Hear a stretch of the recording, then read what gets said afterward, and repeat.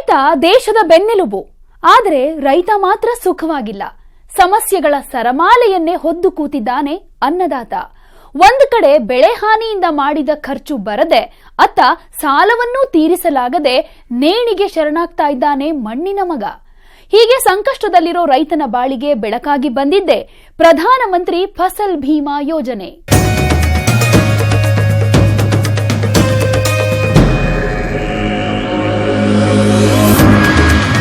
ನಮ್ಮದು ಕೃಷಿ ಪ್ರಧಾನ ದೇಶ.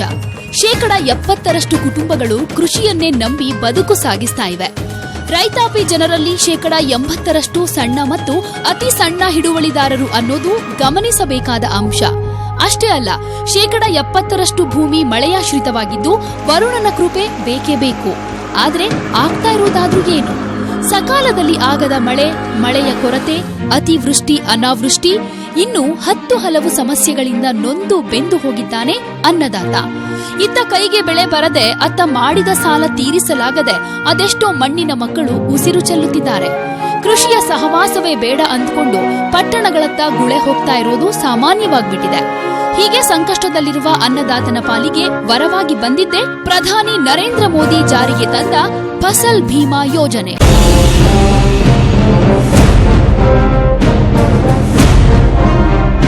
ರೈತರ ಗೋಳು ಕಂಡ ಕೇಂದ್ರ ಸರ್ಕಾರ ಹವಾಮಾನ ವೈಪರೀತ್ಯ, ನೈಸರ್ಗಿಕ ವಿಕೋಪಗಳಿಂದ ಆದ ನಷ್ಟವನ್ನ ತುಂಬಿಕೊಡಲು 2016ರಲ್ಲಿ ಜಾರಿಗೆ ತಂದ ಯೋಜನೆ ಇದಾಗಿದೆ. ಇದು ಕಡಿಮೆ ಪ್ರೀಮಿಯಂ ಬೆಲೆಗೆ ಬೆಳೆ ವಿಮೆಯನ್ನ ಒದಗಿಸುತ್ತೆ.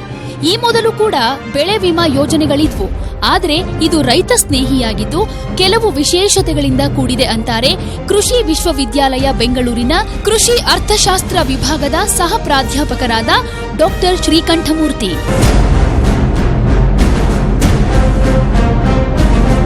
ಪ್ರಧಾನಮಂತ್ರಿ ಬೆಳೆ ವಿಮೆ ಯೋಜನೆ ಬಗ್ಗೆ ಮಾಹಿತಿಯನ್ನು ನೀಡೋದು ಈ ಸಂದರ್ಭದಲ್ಲಿ ಅಗತ್ಯ ಅನ್ನೋ ಅಭಿಪ್ರಾಯ ಸರ್ವತ್ರವಾದ್ದು.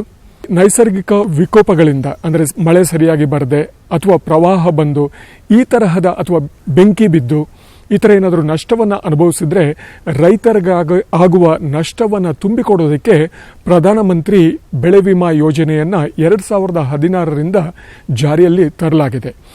ಅದಕ್ಕೂ ಮುನ್ನ ಬೆಳೆ ವಿಮಾ ಯೋಜನೆ ಜಾರಿಯಲ್ಲಿತ್ತು. ಆದರೆ ಈಗ ಹೊಸದಾಗಿ ಬಂದಿರೋ ಈ ಪ್ರಧಾನಮಂತ್ರಿ ಬೆಳೆ ವಿಮಾ ಯೋಜನೆಯಲ್ಲಿ ಕೆಲವು ಹೊಸ ಅಂಶಗಳನ್ನು ಸೇರಿಸಲಾಗಿದೆ. ಇಂತಹ ಹೊಸ ಅಂಶಗಳಲ್ಲಿ ಒಂದೆರಡು. ಮೊದಲನೇದಾಗಿ, ಸಾಲವನ್ನು ಪಡೆಯುವ ರೈತರು ಮಾತ್ರ ಈ ಬೆಳೆ ವಿಮಾ ಯೋಜನೆಯನ್ನು ಪಡೆಯೋದಕ್ಕೆ ಸಾಧ್ಯ ಅಂತೇಳಿ ಮೊದಲಿತ್ತು. ಆದರೆ ಈಗ ಯಾವ ರೈತರು ಬೇಕಾದರೂ, ಅಂದರೆ ಗುತ್ತಿಗೆ ಆಧಾರದ ಮೇಲೆ ಕೃಷಿಯನ್ನು ಮಾಡ್ತಾ ಇರೋ ರೈತರು ಕೂಡ ಇದರ ಲಾಭವನ್ನು ಪಡೆದುಕೊಳ್ಳೋದಕ್ಕೆ ಸಾಧ್ಯ ಆಗುತ್ತೆ. ನಂತರ ಈಗ ಬೆಳೆ ಬಿತ್ತನೆ ಮಾಡಲಿಕ್ಕೆ ಸಾಧ್ಯ ಆಗಲಿಲ್ಲ, ನಾಟಿ ಮಾಡೋದಕ್ಕೆ ಸಾಧ್ಯ ಆಗಲಿಲ್ಲ, ಬರ ಪರಿಸ್ಥಿತಿ ಬಂತು, ಮಳೆ ಬರಲೇ ಇಲ್ಲ, ಅಥವಾ ಅತಿಯಾದ ಮಳೆ ಬಂದು ಪ್ರವಾಹ ಬಂತು. ಇಂತಹ ಸಂದರ್ಭದಲ್ಲಿ ಬಿತ್ತನೆ ಮಾಡಲಿಕ್ಕೆ ಆಗದೇ ಇದ್ದಾಗ ಕೂಡ ಅದನ್ನ ಪರಿಹಾರ ಪಡೆದುಕೊಳ್ಳೋದಕ್ಕೆ ಸಾಧ್ಯ ಆಗುತ್ತೆ. ಇನ್ನು ಸ್ಥಳೀಯವಾಗಿ, ಅಂದರೆ ಒಂದು ಪಂಚಾಯತ್ನಲ್ಲಿರ್ಬೋದು, ಒಂದು ಹಳ್ಳಿಯಲ್ಲಿರ್ಬೋದು, ಏನಾದರೂ ಈ ತರಹ ನೈಸರ್ಗಿಕ ವಿಕೋಪ ನಡೀತು, ಅಕಾಲಿಕ ಮಳೆ ಬಂತು, ಏನಾದರೂ ಅವಘಡ ಸಂಭವಿಸಿತು ಅಂತ ಹೇಳಿದ್ರೆ ಆಗ ಕೂಡ ರೈತರಿಗೆ ವಿಮಾ ಪರಿಹಾರ ನೀಡೋದಕ್ಕೆ ಅವಕಾಶವನ್ನು ಮಾಡಿಕೊಳ್ಳಲಾಗಿದೆ. ಇನ್ನು ಕೆಲವು ರೈತರು, ಅವರಿಗೆ ಮನೆ ಹತ್ತಿರ ಸ್ಥಳ ಅವಕಾಶ ಕಡಿಮೆ ಇರ್ತದೆ. ಅವರು ಕಟಾವು ಮಾಡಿದ ಮೇಲೆ, ಬೆಳೆಯನ್ನು ಕೊಯ್ಲು ಮಾಡಿದ ಮೇಲೆ ಹೊಲದಲ್ಲೇ ಅದನ್ನು ಹರಡಿ ಕೆಲವು ದಿವಸ, ಒಂದು 3-4 ದಿವಸ ಚೆನ್ನಾಗಿ ಬಿಸಿಲಿಗೆ ಒಣಗಲಿ ಅಂತ ಹೇಳಿ ಅವರು ಇಟ್ಟಿರ್ತಾರೆ. ಅಂತಹ ಸಂದರ್ಭದಲ್ಲಿ ಏನಾದರೂ ಅಕಾಲಿಕ ಮಳೆ ಬಂತು, ಆಲಿಕಲ್ ಮಳೆ ಬಂತು, ಇಂತಹ ಸಂದರ್ಭದಲ್ಲಿ ಆಗುವ ನಷ್ಟವನ್ನು ತುಂಬಿಕೊಡೋದಕ್ಕೆ ಕೂಡ ಈ ಹೊಸ ಬೆಳೆ ವಿಮಾ ಯೋಜನೆಯಲ್ಲಿ ಅವಕಾಶ ಇದೆ. ಆಮೇಲೆ ಈಗ ಮೊದಲೆಲ್ಲ ಏನು ಅಂತ ಹೇಳಿದ್ರೆ, ಸಾಲವನ್ನು ಪಡೆದಾಗ ಅವರ ಬೆಳೆ ಸಾಲಕ್ಕೆ ತಕ್ಕಂತೆ ವಿಮಾ ಕಂತನ್ನು ಅವರು ಕಟ್ಟಬೇಕಾಗಿತ್ತು. ಬ್ಯಾಂಕ್ ಮುಖಾಂತರ ಈ ವ್ಯವಹಾರವನ್ನು ನಡೆಸಬೇಕಾಗಿತ್ತು. ಆದರೆ ಈಗ ಸಾಲವನ್ನು ಪಡೆಯದೇ ಇರುವ ರೈತರು ಕೂಡ ಬ್ಯಾಂಕ್ನ ಮುಖಾಂತರ ಅಥವಾ ಕೃಷಿ ಇಲಾಖೆಯ ಮುಖಾಂತರ ಅಥವಾ ಇನ್ಶೂರೆನ್ಸ್ ಕಂಪನಿಯ ಮುಖಾಂತರ, ಏನೂ ಇಲ್ಲ ಅಂತ ಹೇಳಿದ್ರೆ ಅವರು ಇಂಟರ್ನೆಟ್ ಮುಖಾಂತರ ಕೂಡ ಈ ಅವಕಾಶವನ್ನು, ಈ ಒಂದು ಸೌಲಭ್ಯವನ್ನು ಪಡ್ಕೊಳ್ಳೋದಕ್ಕೆ ಸಾಧ್ಯತೆ ಇದೆ. ಇನ್ನು ವಿಮಾ ಕಂತನ್ನ ಯಾವಾಗ ಕಟ್ಟಬೇಕು ಅನ್ನೋ ವಿಚಾರಕ್ಕೆ ಬಂದ್ರೆ, ಪ್ರತಿ ವರ್ಷ ಫೆಬ್ರವರಿ ತಿಂಗಳಲ್ಲಿ ಕೇಂದ್ರ ಸರ್ಕಾರ ಒಂದು ನೋಟಿಫಿಕೇಶನ್ ಹೊರಡಿಸುತ್ತೆ. ಆನಂತರ ಆಯಾ ರಾಜ್ಯ ಸರ್ಕಾರಗಳು ಮಾರ್ಚ್ ತಿಂಗಳಲ್ಲಿ ಬೆಳೆಗಳಿಗೆ ಅನುಸಾರವಾಗಿ ವಿಮಾ ಯೋಜನೆಯ ಕುರಿತು ಸಂಪೂರ್ಣ ಮಾಹಿತಿಯನ್ನ ರೈತರಿಗೆ ಒದಗಿಸುತ್ತೆ. ರೈತರು ಮುಂಗಾರು ಹಂಗಾಮಿನಲ್ಲಿ ಜುಲೈ 31ರ ಒಳಗಾಗಿ ಅರ್ಜಿಯನ್ನ ಕೊಟ್ಟು ವಿಮಾ ಕಂತನ್ನ ಪಾವತಿ ಮಾಡಿ ಈ ಸೌಲಭ್ಯವನ್ನ ಪಡೆದುಕೊಳ್ಳಬೇಕು. ಈಗ ವಿಮಾ ಕಂತು ಎಷ್ಟು ಕಟ್ಟಬೇಕು ಅಂತ ಹೇಳಿ ಅದನ್ನ ಸರ್ಕಾರ ಈಗಾಗಲೇ ನಿರ್ಧಾರ ಮಾಡಿದೆ. ಆಹಾರ ಧಾನ್ಯಗಳಿರ್ಬೋದು ಅಥವಾ ಬೇಳೆಕಾಳುಗಳಿರ್ಬೋದು, ಎಣ್ಣೆಕಾಳುಗಳಿರ್ಬೋದು, ಇಂತಹ ಬೆಳೆಗಳಿಗೆ ಮುಂಗಾರಿನ ಹಂಗಾಮ ಆದರೆ 2% ಅಂದರೆ ಅವರ ವಿಮಾ ಮೊತ್ತ ಎಷ್ಟಿರ್ತದೆ, ಸಮ್ ಇನ್ಶೂರ್ಡ್ ಎಷ್ಟಿರುತ್ತೆ ಅದರ 2% ಅವರು ವಿಮಾ ಕಂತಾಗಿ ಪಾವತಿ ಮಾಡಬೇಕು. ಅಂದರೆ ಇದು 1 ಹೆಕ್ಟೇರ್ಗೆ ಆಗುತ್ತೆ. ಅದೇ ತರಹ ಅವರು ಹಿಂಗಾರಿ ಹಂಗಾಮಿನಲ್ಲಿ ಎಷ್ಟು ವಿಮಾ ಕಂತನ್ನು ಪಾವತಿ ಮಾಡಬೇಕು ಅಂತ ಹೇಳಿದ್ರೆ ಅದು 1.5%. ಇನ್ನು ವಾಣಿಜ್ಯ ಬೆಳೆಗಳು ಅಥವಾ ವಾರ್ಷಿಕ ತೋಟಗಾರಿಕಾ ಬೆಳೆಗಳಾದರೆ ಅದಕ್ಕೆ 5% ವಿಮಾ ಕಂತನ್ನು ರೈತರು ಪಾವತಿ ಮಾಡಬೇಕಾಗತ್ತೆ.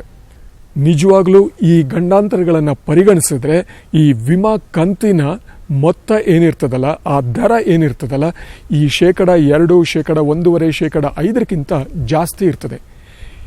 ರೈತರು ಕೊಡುವ ವಿಮಾ ಕಂತಿನ ದರ ಮತ್ತು ನಿಜವಾದ ವಿಮಾ ಕಂತಿನ ದರ ಇದ್ರ ಎರಡರ ಮಧ್ಯದ ವ್ಯತ್ಯಾಸ ಏನಿರುತ್ತಲ್ಲ ಅದನ್ನ ಕೇಂದ್ರ ಸರ್ಕಾರ ಮತ್ತು ರಾಜ್ಯ ಸರ್ಕಾರ 50%ರಂತೆ ಹಂಚಿಕೊಂಡು ಭರ್ತಿ ಮಾಡ್ತಾರೆ. ಅದಕ್ಕೂ ಮುನ್ನ ಬಹುಶಃ ಈ ವಿಮಾ ಮೊತ್ತವನ್ನ ಅಂದ್ರೆ ಸಮ್ ಇನ್ಶೂರ್ಡ್ ಹೇಗೆ ನಿರ್ಧಾರ ಮಾಡ್ತಾರೆ ಅಂತೇಳಿ ಹೇಳಬೇಕಾಗಬಹುದು. ಈಗ ಅದನ್ನ ಈ ಪ್ರತಿ ವರ್ಷ ಡಿಸ್ಟ್ರಿಕ್ಟ್ ಕಮಿಟಿಗಳಿರ್ತವೆ, ಜಿಲ್ಲಾ ಮಟ್ಟದ ಕಮಿಟಿಗಳಿರ್ತವೆ. ಅವರು ಯಾವ್ಯಾವ ಬೆಳೆಗೆ ಎಷ್ಟೆಷ್ಟು ಸಾಲ ಮಂಜೂರು ಮಾಡಬೇಕು ಅನ್ನೋ ಒಂದು ಸ್ಕೇಲ್ ಆಫ್ ಫೈನಾನ್ಸ್ ಅದನ್ನ ನಿರ್ಧಾರ ಮಾಡಿರ್ತಾರೆ. ಆ scale of finance some insured ಆಗಿರುತ್ತೆ, ವಿಮಾ ಮೊತ್ತ ಆಗಿರುತ್ತೆ. ರೈತರು ಅರ್ಜಿಯನ್ನ ಕೊಡುವಾಗ ತಾವು ಯಾವ ಬೆಳೆಯನ್ನ ಬೆಳೀತಾ ಇದ್ದೇವೆ ಅಂಥೇಳಿ ಮಾಹಿತಿಯನ್ನ ಅದರಲ್ಲಿ ನಮೂದಿಸಬೇಕಾಗತ್ತೆ.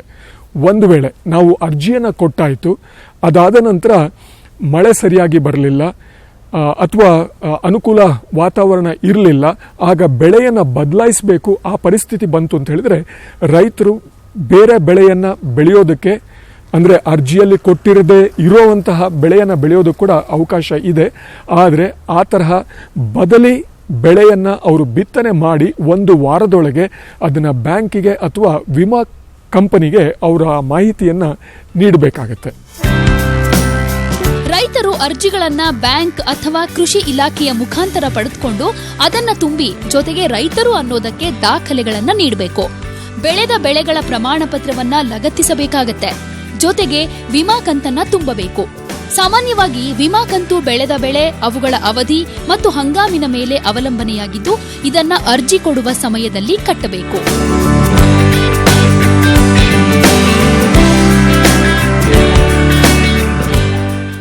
ಈ ಪ್ರಧಾನಮಂತ್ರಿ ಬೆಳೆ ವಿಮಾ ಯೋಜನೆ ಸೌಲಭ್ಯವನ್ನ ನೈಸರ್ಗಿಕ ವಿಕೋಪ ಸಂದರ್ಭದಲ್ಲಿ ವಿಮಾ ಕಂತನ್ನ ಕಟ್ಟಿದ ಎಲ್ಲಾ ರೈತರು ಪಡೆಯಬಹುದಾಗಿದೆ. ಈ ವಿಮಾ ಯೋಜನೆಯಲ್ಲಿ ರೈತನಿಗಾದ ನಷ್ಟವನ್ನ ಜೊತೆಗೆ ಪರಿಹಾರದ ಮೊತ್ತವನ್ನ ಹೇಗೆ ನಿರ್ಧಾರ ಮಾಡಲಾಗುತ್ತೆ, ಇದಕ್ಕಿರುವ ಮಾನದಂಡಗಳು ಏನು, ಈ ಕುರಿತ ಕಂಪ್ಲೀಟ್ ಡೀಟೇಲ್ಸ್ ಇಲ್ಲಿದೆ ನೋಡಿ.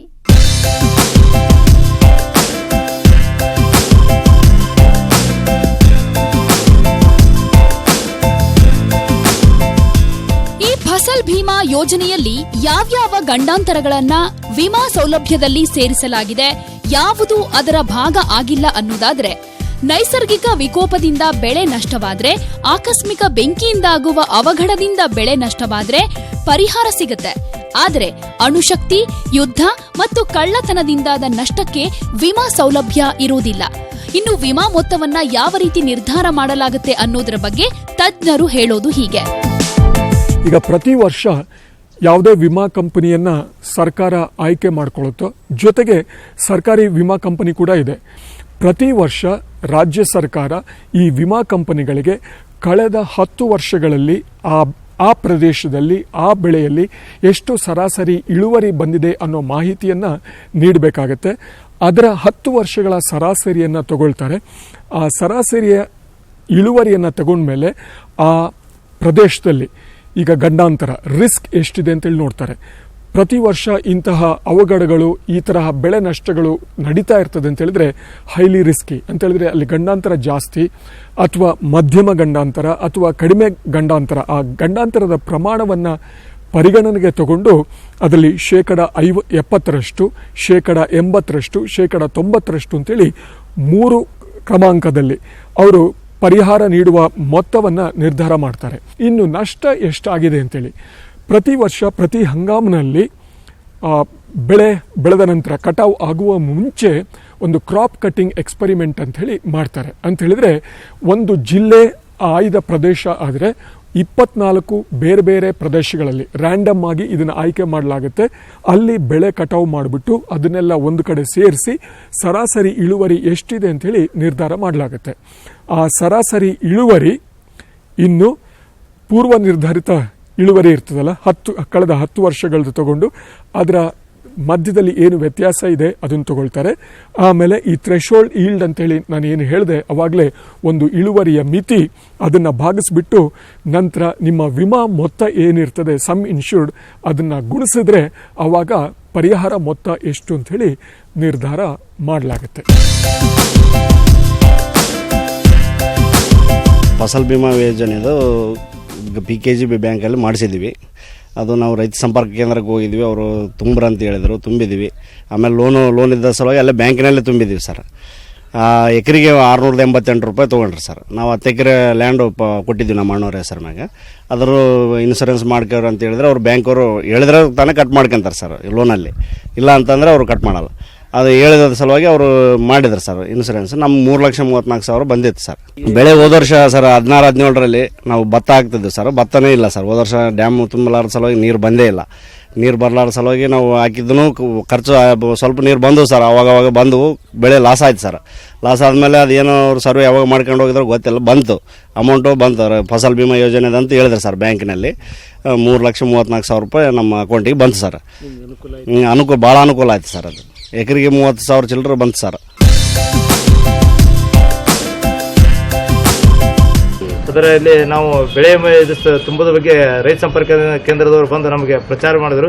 ಇಂಥ ಫಾರ್ಮೇಟ್ ತುಂಬಿರಿ, ನೀವು ಬೆಳೆ ಫಸಲ್ ಬಿಮಾ ಕೇಂದ್ರ ಸರ್ಕಾರದ ಒಂದು ಇದು ಮಾಡಿದ್ದಾರೆ, ಅದನ್ನು ತುಂಬಿದ್ರೆ ನಿಮಗೂ ಅನುಕೂಲ ಆಗ್ತದೆ. ಮಳೆ ಆಗಿಲ್ಲ ಸರಿಯಾಗಿ ಹಲವಾರು ಮಾಡಿದ್ರು. ನಿಮ್ಮ ಯಾವ್ಯಾವ ಬ್ಯಾಂಕದಲ್ಲಿ ನೀವು ರೈತರ ಸಾಲ ತೊಗೊಂಡಿದ್ರೆ ಆ ಬ್ಯಾಂಕಿಗಳಿಗೆ ಹೋಗಿ ತುಂಬೋದು ಅಂತ ಹೇಳಿದ್ರು.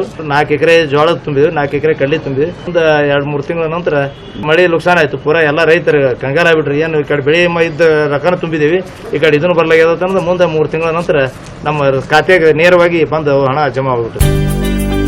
ಫಸಲ್ ಭೀಮಾ ಯೋಜನೆಯನ್ನ ಭಾರತದ ಪ್ರಾಂತ್ಯದಡಿಯಲ್ಲಿ ಬರುವ ಎಲ್ಲಾ ರಾಜ್ಯಗಳಲ್ಲೂ ಜಾರಿಗೊಳಿಸಲಾಗಿದೆ. ರೈತರಿಗೆ ಕಡಿಮೆ ಬೆಲೆಗೆ ಬೆಳೆ ವಿಮೆ ಒದಗಿಸುವುದೇ ಈ ಯೋಜನೆಯ ಉದ್ದೇಶ. ಸಾಮಾನ್ಯವಾಗಿ ದೇಶದ ಬಹಳಷ್ಟು ರೈತರು ತಮ್ಮ ಅವಶ್ಯಕತೆಗಳಾದ ಬೀಜ, ಗೊಬ್ಬರ ಅಥವಾ ಕೃಷಿ ಉಪಕರಣಗಳನ್ನು ಖರೀದಿಸಲು ಸಾಲದ ಮೊರೆ ಹೋಗ್ತಾರೆ.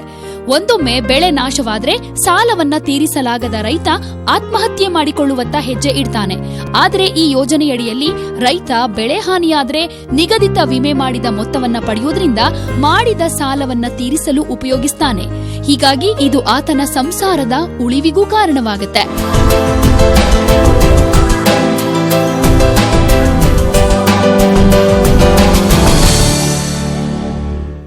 ರೈತರು ಬೆಳೆ ವಿಮೆಯ ಲಾಭ ಪಡಿಬೇಕಾದ್ರೆ ಬೆಳೆ ಸಮೀಕ್ಷೆಯನ್ನು ಕೂಡ ಮಾಡಿಸಬೇಕಾಗತ್ತೆ.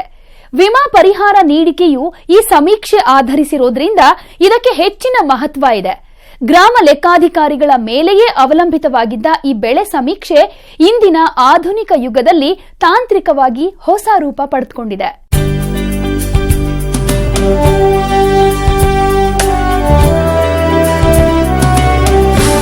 ಇತ್ತೀಚೆಗೆ ರಾಜ್ಯ ಸರ್ಕಾರ ಬೆಳೆ ಸಮೀಕ್ಷಾ ಯೋಜನೆಯನ್ನ ಹಮ್ಮಿಕೊಂಡಿದೆ. ರಾಜ್ಯದ ಪ್ರತಿಯೊಂದು ಹಳ್ಳಿಯಲ್ಲಿ ಪ್ರತಿಯೊಬ್ಬ ರೈತನ ಹೊಲದಲ್ಲಿ ಏನೇನು ಬೆಳೆಗಳನ್ನ ಬೆಳೆಯಲಾಗಿದೆ, ಎಷ್ಟು ವಿಸ್ತೀರ್ಣದಲ್ಲಿ ಬೆಳೆಯಲಾಗಿದೆ ಅನ್ನೋದನ್ನ ತಿಳಿದುಕೊಳ್ಳೋದೇ ಇದರ ಮುಖ್ಯ ಉದ್ದೇಶ. ಮೊದಲು ಇದನ್ನ ಗ್ರಾಮ ಲೆಕ್ಕಾಧಿಕಾರಿಗಳು ಮಾಡ್ತಾ ಇದ್ರು.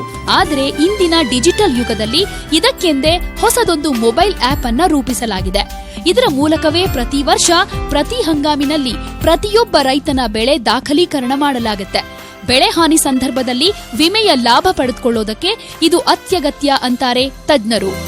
ಇತ್ತೀಚೆಗೆ ರಾಜ್ಯ ಸರ್ಕಾರ ಬೆಳೆ ಸಮೀಕ್ಷಾ ಯೋಜನೆಯನ್ನ ಹಮ್ಮಿಕೊಂಡಿದೆ.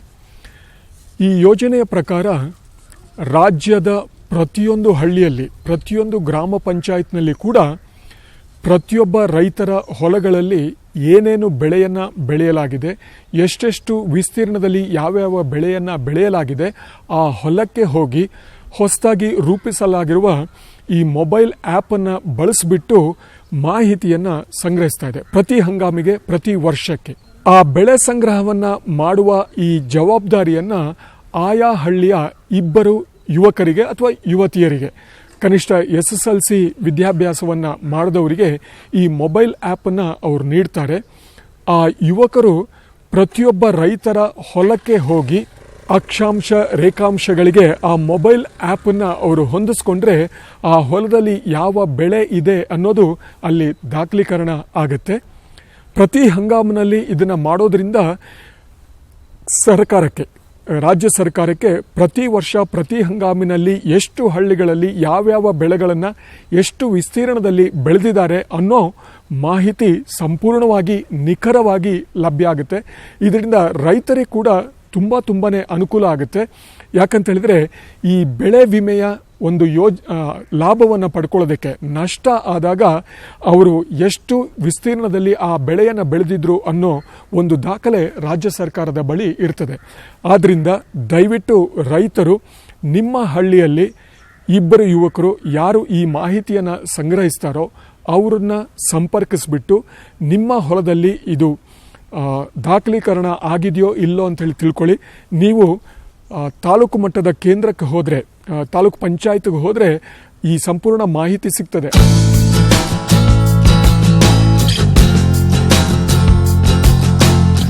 ಬೆಳೆ ಸಮೀಕ್ಷೆಗೆ ಸಂಬಂಧಪಟ್ಟ ಒಂದು ಮೊಬೈಲ್ ಆ್ಯಪ್, ಬೆಳೆ ಸಮೀಕ್ಷೆಯ ಒಂದು ಮೊಬೈಲ್ ಆ್ಯಪ್ ಇದೆ.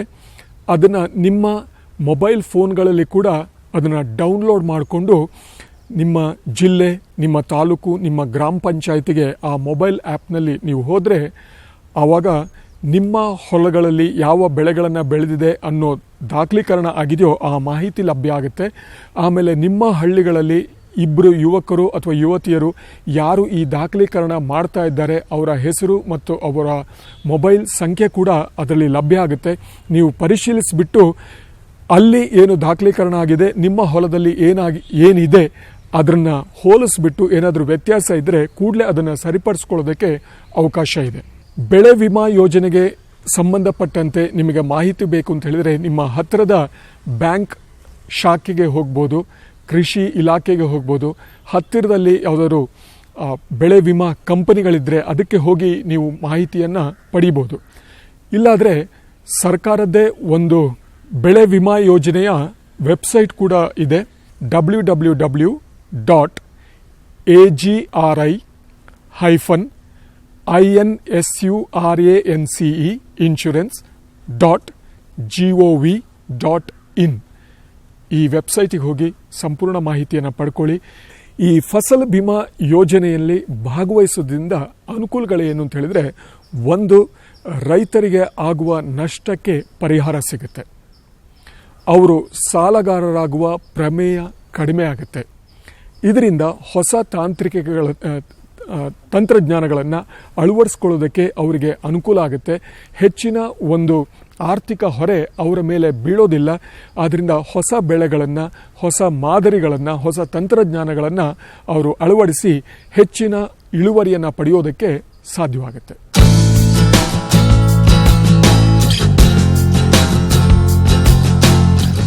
ನಾವು ಅಲ್ಲಿ PKGB ಬ್ಯಾಂಕ್ನಲ್ಲಿ ಲೋನ್ ಮಾಡಿಸಿದ್ವಿ. ಅದರಲ್ಲಿ ನಮ್ಮದು ಕ್ರಾಪ್ ಅಂದರೆ ಭತ್ತರಲ್ಲಿ ನಾವು 5 ಎಕರೆ 15 ಗುಂಟೆ ಕೊಟ್ಟಿದ್ವಿ. ಅಲ್ಲಿ ಅದರಲ್ಲಿ ನಮ್ಮದು 688 ರೂಪಾಯಿ 1 ಎಕರೆಗೆ ಅವರು ಇನ್ಶೂರೆನ್ಸ್ ಮಾಡ್ಕೊಂಡಿದ್ದಾರೆ. ಅಂದರೆ ನಮ್ಗೆ ನಾವು ಅವ್ರು ಕೇಳಿಲ್ಲ, ನಾವು ಅಂದರೆ ಮಾಡಿ ಅಂತ ನಾವು ಗುರ್ತಾಗಿತ್ತು. ಆಲ್ಮೋಸ್ಟ್ ಅದರಲ್ಲಿ ಅಮೌಂಟ್ ನಮಗೆ ಈಗ ಬಂದಿದ್ದಂದರೆ 1,55,000 ಬಂದೈತೆ. ಇದು ಫಸಲ್ ಬಿಮಾ ಯೋಜನೆ ಇಲ್ಲಿ ರೈತರು, ಯಾಕಂದ್ರೆ ಹೋದ ಸಲ ಮಳೆನೂ ಇರಲಿಲ್ಲ, ಆಮೇಲೆ ನದಿಗೆ ನೀರನ್ನು ಬರಲಿಲ್ಲ, ಡ್ಯಾಮನ್ನು ಫುಲ್ ಆಗಿಲ್ಲ.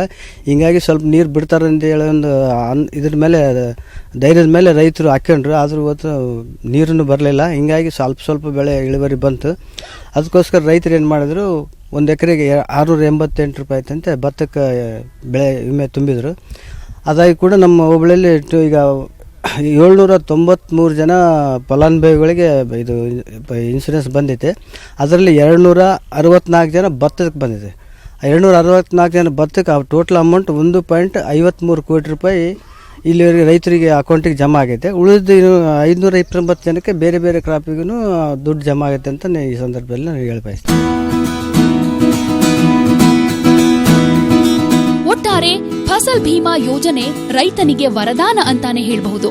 ಮೊದಲಿದ್ದ ಬೆಳೆ ವಿಮೆಗೆ ಹೋಲಿಸಿದ್ರೆ ಪ್ರಧಾನಮಂತ್ರಿ ಬೆಳೆ ವಿಮಾ ಯೋಜನೆಯಲ್ಲಿ ಸಾಕಷ್ಟು ಅನುಕೂಲಗಳುಂಟು.